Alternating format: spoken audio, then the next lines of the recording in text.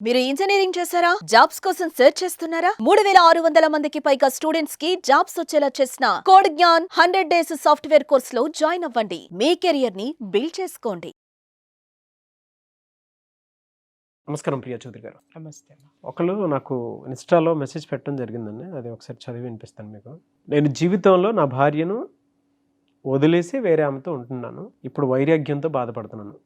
నేను చేసింది కరెక్టా? నాకే అర్థం కావట్లేదు ఏం చేయాలనే దాని మీద. ఆ మాట అన్నాడు కదా, వైరాగ్యము. వైరాగ్యం ఎప్పుడు వస్తుంది నాగరాజు? తనను తాను తెలుసుకున్నప్పుడు వస్తుంది. అవును.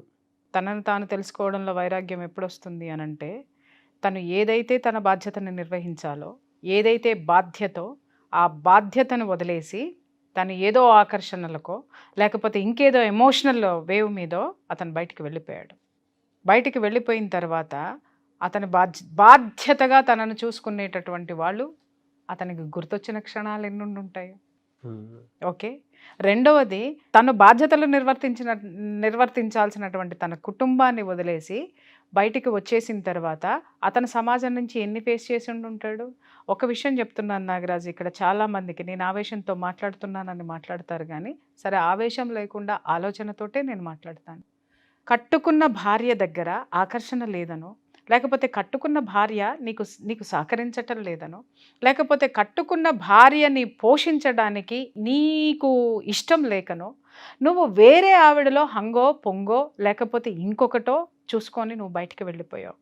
బాగుంది, చట్టం కూడా సమర్థించింది అనుకుందాం, న్యాయస్థానం కూడా మీకు గేట్లు బార్లా తెరిచినాయి కాబట్టి మీరు పోతున్నారు.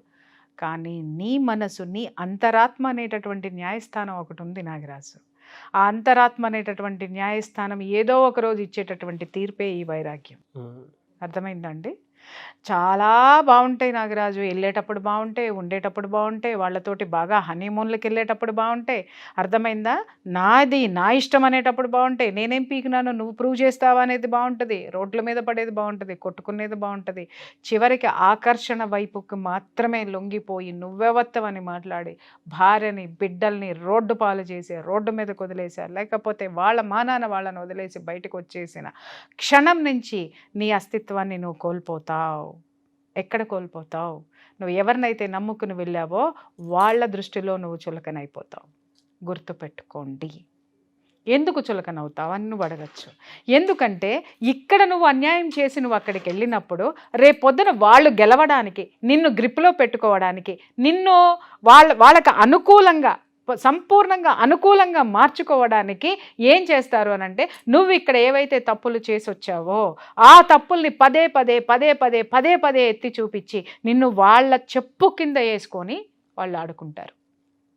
ఇక్కడ చెప్పుతో కొట్టినా కూడా భార్య మాట్లాడదు, నోరు మూసుకుని కూర్చుంటుంది. నేను అందరి భార్యల్ని అనటం లేదు, ఓర్చుకుంటుంది, ఓర్పుతో ఉంటుంది. చెప్పులు తుడిచి నీ కాళ్ళకేసేటటువంటి భార్యను వదిలేసి వచ్చి చెప్పు కింద నిన్ను తేలులాగా పెట్టి చూసి అధికారం చెలాయించే వాళ్ళ దగ్గర ఎన్నాళ్ళు ఉంటావు, ఎంతకాలం ఉంటావు? నెంబర్ 1.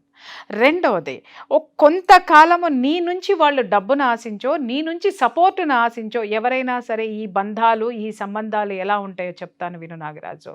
ఇప్పుడు అవతల ఆమెకి డబ్బు లేదు, ఆమెకి మగతోడు లేదు, లేకపోతే ఆమెకి ఒక హెల్ప్ కావాలి. ఆ హెల్ప్ వరకు ఏం చేస్తుంది అని అంటే, ఒక మగాడిని తన గ్రిప్లో, ఆ ఎదురుగా ఉన్నటువంటి ఒక సమర్థుడిని గ్రిప్లో పెట్టుకోవాలి అంటే ఆడది. ఇలాంటి ఆడవాళ్ళు ఎన్ని చేయాలో అన్ని చేస్తారు, గ్రిప్లో పెట్టుకుంటారు. ఇక్కడ వాళ్ళు ఏ నైజంతో వాళ్ళ దగ్గరికి వస్తారు? నాకు జీవితం కావాలి, నా జీవితం నాకుంటే చాలు అని రారు. పిచ్చమొకాలారా, ఇట్లాంటి ఆడాళ్ళు ఏదైనా మాట్లాడారు అని అంటే మనసుకు తీసేసుకుని అదే నిజం అనుకుని నమ్మి రోడ్డు మీద పడితే చివరికి బతుకులు కుక్కలు చింపిన విస్తరలు అవుతాయి. ఇప్పుడు తెలియదురా, ఏదో ఒక రోజు ఏదో ఒక పెళ్ళాము మాడు పగలగొట్టిన రోజున ఆ కపాల మోక్షం జరుగుతుంది చూసావా, ఆ మోక్షంలో చిందిన రక్తం చెప్తుంది నువ్వు ఎన్ని పాపాలు చేసావు అనడానికి, ఎన్ని బాధలు పెట్టావు అనడానికి. ఆ రోజుల్ని మీరు దయచేసి, ఆ దౌర్భాగ్యాన్ని మాత్రం దయచేసి తెచ్చుకోకండి. వీళ్ళు చెప్పేటటువంటి ఓదార్పు మాటలు ఏవైతే ఉంటాయో, ఏదైతే అంటే ఇంట్లో ఏదైనా నాగరాజు ఒకటి చెప్తున్నా, నువ్వు కానీ నేను కానీ ఇప్పుడు ఇంట్లో నీ భార్య ఎలా ఉంటుంది, నీ పట్ల కర్కశంగా ఉండొచ్చు కొన్ని విషయాల్లో, కొన్ని ఆ. విషయాల్లో ప్రేమగా ఉండొచ్చు, కొన్ని విషయాల్లో ఏదో కాంప్రమైజ్ అవ్వచ్చు, కొన్ని విషయాల్లో హెచ్చరించవచ్చు, కొన్ని విషయాల్లో బతిమలాడచ్చు. అది మీ అన్నీ ఉగాది భార్యాభర్తల మధ్య అన్ని విధాలుగా ఉంటాయి. అన్ని విధాలుగా ఉంటాయి. ఉగాది ఉంటాయి. పచ్చడిలాగానే ఎస్ ఉంటాయి. ఉండకుండా ఉంటే నువ్వు కూడా ఏదో బాగోదు. ఒక సందర్భంలో దాన్ని నువ్వు బయటికి తీసుకొచ్చి నువ్వు ఎక్స్ప్రెస్ చేసావు. ఎక్స్ప్రెస్ చేసిన తర్వాత ఏమవుతుంది అని అంటే, నువ్వు మామూలుగా ఎక్స్ప్రెస్ చేసి ఉండుండొచ్చు. అరే ఏంటో ఇవాళ విసిగించిందమ్మా నాన్న, ఒక విద్య విసిగించింది, అది ఇది అని ఏదన్నా మీరు అన్నారనుకోండి, అవతల ఉన్నటువంటి ఫ్రెండ్ ఏమయ్యా నువ్వేనా తక్కువ పెద్ద అమ్మాయిని మాట్లాడతావు అని చెప్పేసి తిట్టి పంపించేస్తే ఇంటికి వెళ్ళిన తర్వాత సారీ విద్య అని చెప్తావు. అలా కాకుండా నేను అవకాశం కోసం చూస్తున్నాను అనుకునేటటువంటి మనిషి నీ పక్కన చేరి, అయ్యో అవునా అండి, నేను ఇలా చేయలేదండి, అసలు నా భర్త నన్ను ఎంత హింసించాడోనండి, నన్ను ఇలా చేశాడోనండి, నేను ఎంత వంగి ఉండేదాన్ని అనండి అనగా నీకు ఆటోమేటిక్గా సింపతి పెరిగిపోద్ది అటువైపు. భలే నెరజాణలు ఉంటాయి తెలుసా ఇలాంటివి, భలే నెరజాణలు ఉంటాయి. అప్పుడు ఏమవుతుందంటే మెల్లమెల్లగా ఇతను ఏం చేస్తాడంటే అక్కడ ఉన్నవన్నీ చెప్పటం మొదలు పెడతాడు. వీళ్ళు దానికి దాన్ని ఏమంటారు, బంగారు పూత పూయటం మొదలు పెడతారు. మొత్తం గోల్డ్ చూపించేస్తారనమాట. వాళ్ళ మనసునంతా ఇలా హార్ట్ షేప్ తీసేసి గోల్డ్తో దగలాడిపోద్ది. వీడు అనుకుంటాడు బంగారం లాంటి హృదయం ఇది, ఈ బంగారాన్ని నేను ఎందుకు వదులుకోవాలి, ఈ పుత్తడి బొమ్మను నేను ఎందుకు వదులుకోవాలి అని చెప్పేసి వీళ్ళు ఏం చేస్తారు, శుభ్రంగా ఇక్కడ చూస్తేనేమో ఏబ్రాజ్ దానిలాగా ఎప్పుడు చూసినా ఏడుస్తుకుంటూ, ఎందుకు ఏడుస్తూ కూర్చుంటుంది, ఎందుకు ఏబ్రాజ్ దానిలాగా ఉంటుంది, నువ్వు చేయాల్సినవి నీ ఇంట్లో నీ భార్యకి నువ్వు చేయగలిగినావా, లేదు. కానీ ఇక్కడ వీళ్ళు గోల్డ్ పూత, ఓకే, ఈ పూత దగ మెరిపించేస్తూ ఉండేసరికి అది వెల పోతూ ఉంటుంది. అప్పుడు దీన్ని బంగారం అని నమ్మి పోతారు. ఈ పూత ఎన్నాళ్ళు ఉంటుంది నాగరాజు, ఒకసారి 2 సార్లు గడుతావు, 3 సార్లు గడుతావు, సంవత్సరం పాటు నువ్వు కడిగేసరికి దాని అసలు స్వరూపం బయటకు వచ్చేస్తుంది కదా. అప్పుడేమవుతుంది ఇతని పరిస్థితి, నా గర్క నా ఘాట్క.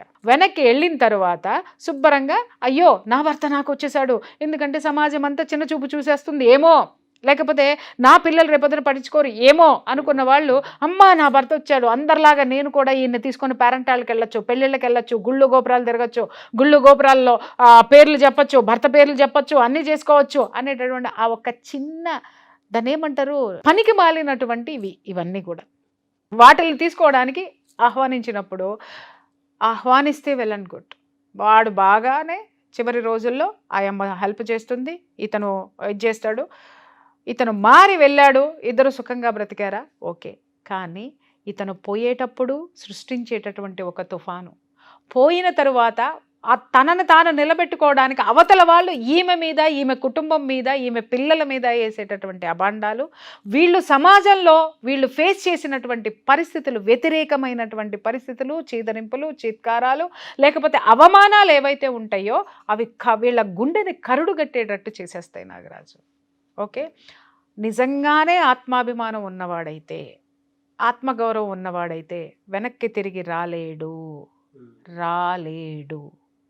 ఇంకొకడు కూడా రాలేడు, పిరికివాడు. వీళ్ళిద్దరూ రాలేరు, జీవితం అక్కడితోటే. సో పిరికివాడు ఏం చేస్తాడు అనంటే ఆత్మహత్యన్న చేసుకుంటాడు, లేదా అక్కడ కుక్కలాగా అన్న బ్రతికుంటాడు. ఇలాంటి కుక్కలు ఉన్నాయి, బోళ్ళు ఉన్నాయి, కుక్కలాగా బ్రతికి ఉంటాడు. అదే కనుక ఆత్మగౌరవం ఉన్నవాడు ఏం చేస్తాడు అనంటే వెనక్కి వెళ్ళలేక, అక్కడ ఉండలేక, ఇక జీవితంలో ఏంటి అనంటే నేను ఏం సాధించాను ఈ పొంగును చూసి, నేను ఏమి కోరుకున్నాను, నన్ను నమ్ముకొని వచ్చినటువంటి నా భార్య బిడ్డల్ని నేను ఏం చేశాను అనేటటువంటి ఒక తత్వంలోకి, ఒక ఆలోచనలోకి వెళ్ళినప్పుడు వాడిలో ఉన్నటువంటి ఆ యొక్క తత్వజ్ఞానం బయటకు వస్తుంది. ఆ తత్వజ్ఞానం బయటకు వచ్చినప్పుడు వైరాగ్యం అనేటటువంటిది వస్తుంది. వీళ్ళకి ఏం చెప్పాలి, వీళ్ళకి ఏం చేయాలి, సార్ వీలైతే మీ భార్య దగ్గరికి వెళ్ళండి, వెళ్ళి క్షమాపణ చెప్పండి మనస్ఫూర్తిగా. క్షమాపణ చెప్పి వాళ్ళు ఆహ్వానించారా వెళ్ళండి, గుడ్. లేదా వాళ్ళకి దగ్గరలోనే ఉండండి, వాళ్ళని కనిపెట్టుకుంటూ చూడండి. వాళ్ళు మిమ్మల్ని నమ్మడానికి కొంత టైం పట్టచ్చు, కానీ మీ యొక్క బాధ్యతలు ఏవైతే ఉన్నాయో మీరు నిర్వర్తించగలిగితే మీ పిల్లలకు కానీ మీ భార్యకు కానీ చేయటం అనేది చేయండి. లేదు అనంటారా, అల్టిమేట్ భగవంతుడి ధ్యానం నాగరాజు గారు. ఏదో ఒకరోజు ఆ భగవంతుడే అతన్ని భార్య బిడ్డల దగ్గరికి చేరుస్తాడు. థ్యాంక్ యూ అండి, thank you so much Priya Chowdary garu. Thank you. Suman టీవీలో మీ పర్సనల్ అండ్ బిజినెస్ ప్రమోషన్స్ కోసం కింది నెంబర్కి కాంటాక్ట్ చేయండి.